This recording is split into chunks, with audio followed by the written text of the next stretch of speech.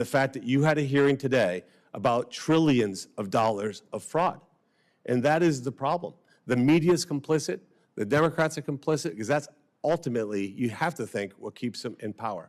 So with that, thank you, Mr. Chairman. America was built and created by strong men and women who loved America and never would have thought to rob, steal, or cheat from its very own citizens. Unfortunately, today, America's good faith has been abused by others, often foreigners who seek to harm, rob, and cheat America. Through my efforts, I've exposed billions of dollars of fraud and helped save America hundreds of billions for years to come. When we talk about fraud, we are talking about money that is being stolen from hardworking, law-abiding, tax-paying citizens. This issue has nothing to do with political parties.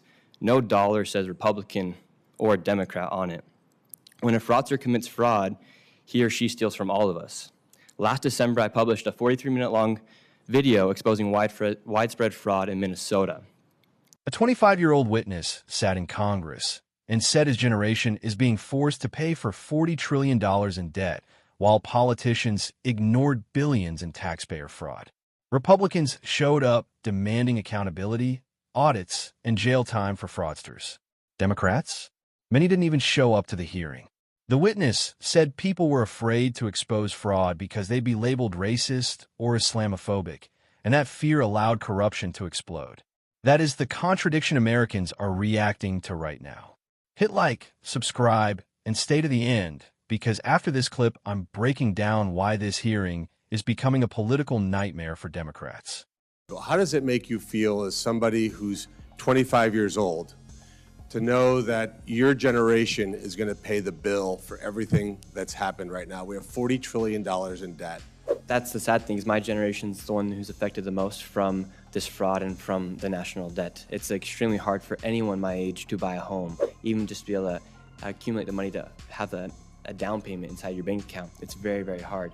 Everyone knew about the fraud, but everyone was too afraid to talk about the fraud because of what would happen to them. That's their priorities, is to make sure that they're not labeled as a racist or Islamophobic for exposing fraud or for exposing what's happening inside a community. Quite frankly, they use the Somali population to commit the fraud. Ilhan Omar should be disgraced of what she did to the Somali population. Thank you, Mr. Chairman, for holding this hearing. And let me just point out again for the record that I think preventing fraud in government should be completely nonpartisan. It's not a Democrat issue or a Republican issue, yet almost the entirety of the Republican dais is filled with people sitting here listening to the entire hearing, and literally the entire Democrat dais is empty. I think that's, quite frankly, a disgrace. I think it's a disgrace to the people who pay taxes to know that there's an entire party that does not care whether taxpayer money is burnt. I think it's absolutely, completely outrageous. Mr. Shirley, I'll start with you. The previous Controller General of the GAO had been in office since 2011. What were you doing in 2011? Playing football and basketball. And what grade were you in? At that time, I was 9 years old. So. 9? Gotcha. Yeah. So you were 9 years old, and this person served for 15 years in government. We have this idea that maybe we double down on that process that failed for 15 years, that somehow we'd be better off, and yet you went in at your risk and exposed fraud. I'm going to take a different angle. How does it make you feel as somebody who's 25 years old to know that your generation is going to pay the bill for everything that's happened right now? We have $40 trillion in debt. Yeah. And yet your generation is going to pay the price. Yeah, I think that's the sad thing, is my generation's the one who's affected the most from this fraud and from the national debt. It's extremely hard for anyone my age to buy a home, even just to be able to accumulate the money to have a down payment inside your bank account. It's very, very hard. And so when you see a fraudster who literally opens up a layering center and they receive $1.9 million, and that was going on for years, and no one ever did anything. We had all this oversight. We had everyone knew about the fraud, but everyone was too afraid to talk about the fraud because of what would happen to them. And what do you mean what would happen to them? Is it impolite to say that somebody's defrauding the government because there's of some certain race or gender or national origin? Is that somehow racist to say you should not steal money from the federal government? It's not racist, but politically, it can be seen as racist. They may label you as Islamophobic or a racist, quite frankly. Well, I think profiles in courage wouldn't be something that would be written about the current members of the Democrat Party, for sure. And because, again, you think you would agree that they're just afraid of being labeled that way, and that fear drives them away from even attending a hearing like today? Yeah, definitely. And it's very sad to see that they put that's their priorities, is to make sure that they're not labeled as a racist or Islamophobic for exposing fraud or for exposing what's happening inside a community. Quite frankly, they use the Somali population to commit the fraud. Ilhan Omar should be disgraced of what she did to the Somali population. And when you look at people in your generation, can't afford a car, can't afford a house, don't see how in the future you'd be able to retire with any kind of dignity, and yet somebody can break into our country illegally, be provided a luxury hotel room in New York, 3 meals a day, maid service once a week, free education, free health care. What goes through your head when you think about that? Like, how does this happen?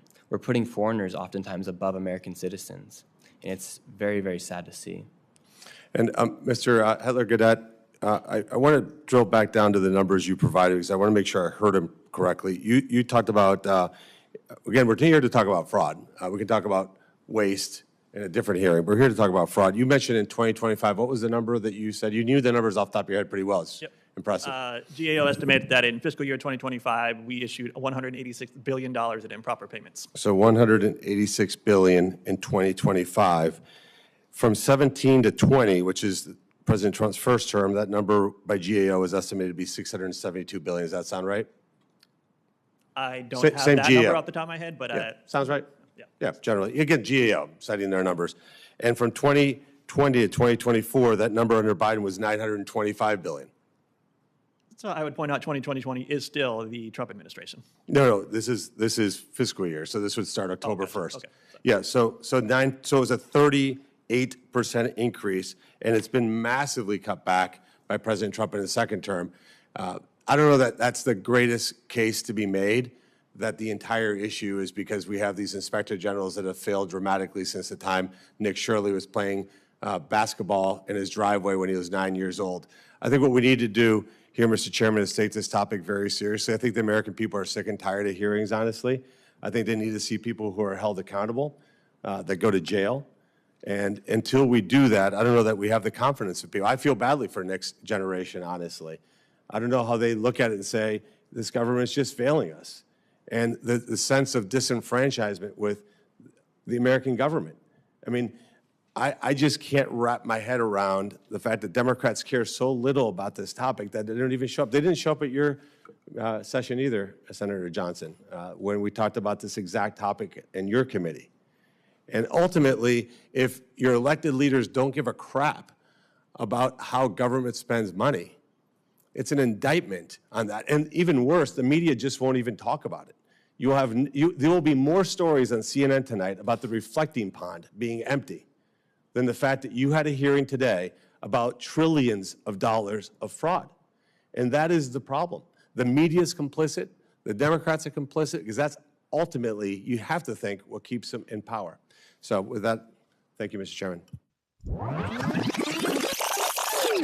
America was built and created by strong men and women who loved America and never would have thought to rob, steal, or cheat from its very own citizens. Unfortunately, today, America's good faith has been abused by others, often foreigners who seek to harm, rob, and cheat America.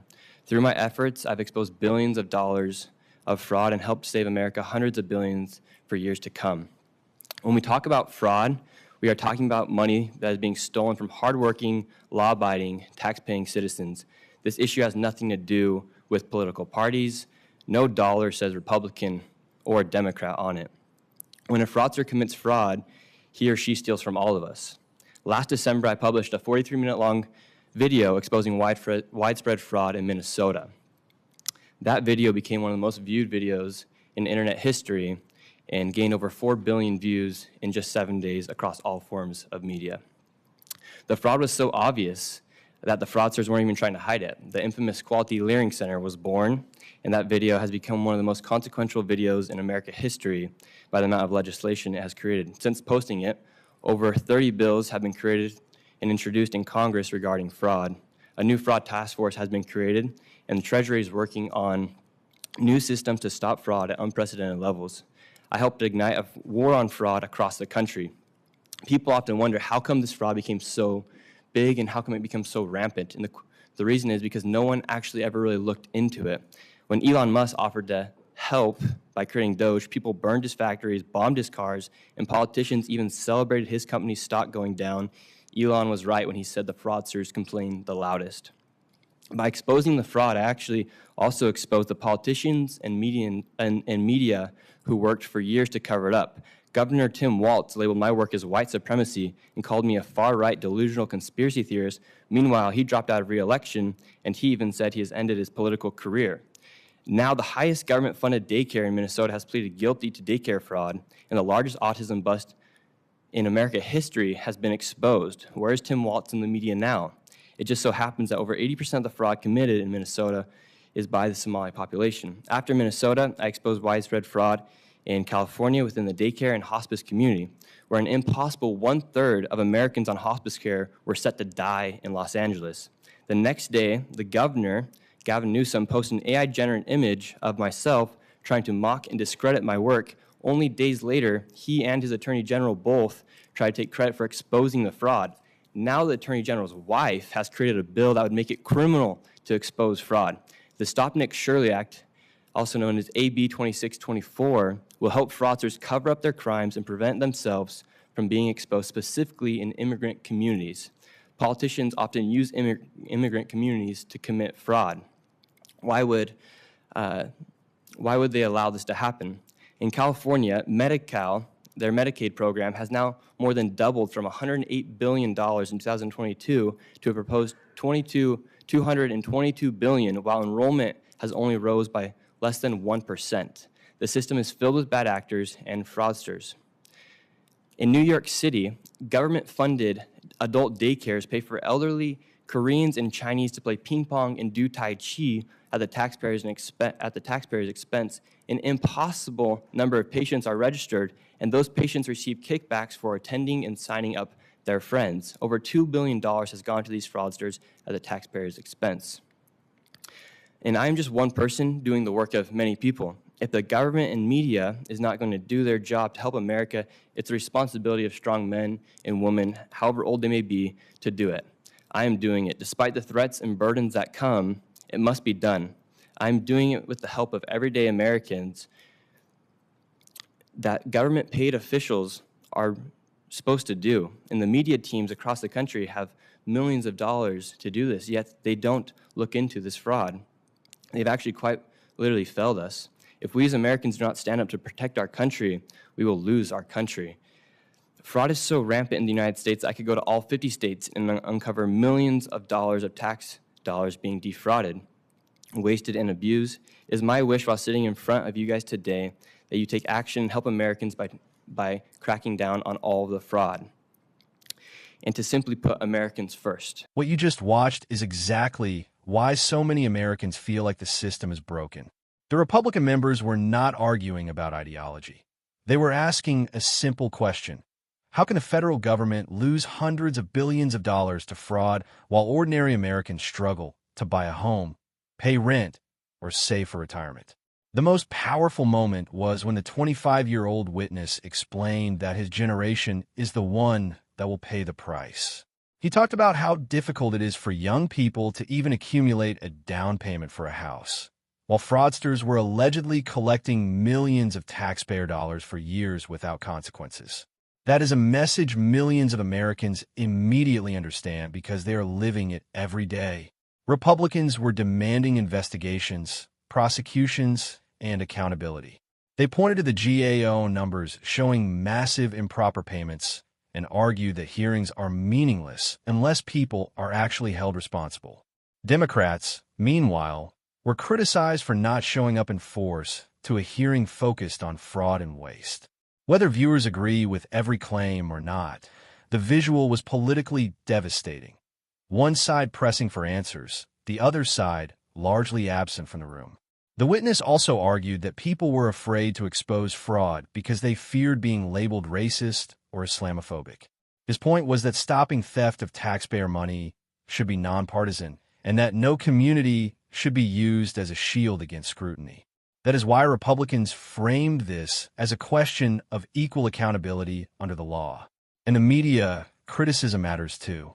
The argument made in the hearing was that stories about government fraud affecting taxpayers receive far less attention than other political controversies.